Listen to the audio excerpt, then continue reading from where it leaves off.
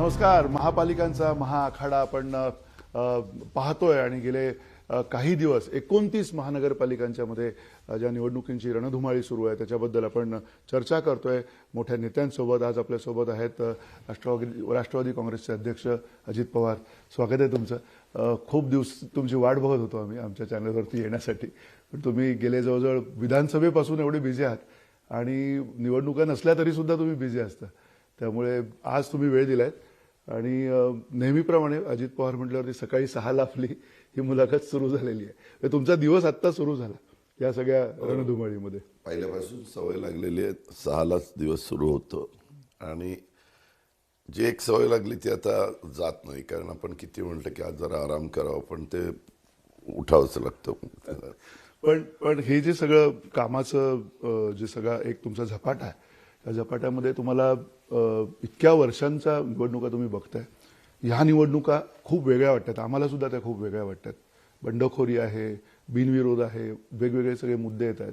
तुम्हाला या निवडणुकांमध्ये काही वेगळं वाटतंय आत्ताच्या या निवडणुकांमध्ये?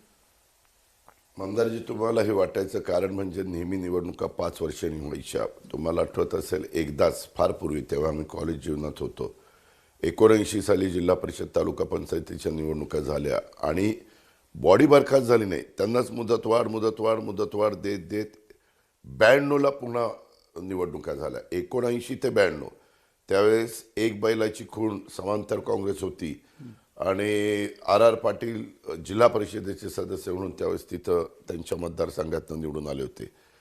तेवढी गॅप जर सोडली तर सातत्याने निवडणुका 5 वर्षांनी व्हायच्या. त्याच्यामुळं लोकांना संधी मिळायची.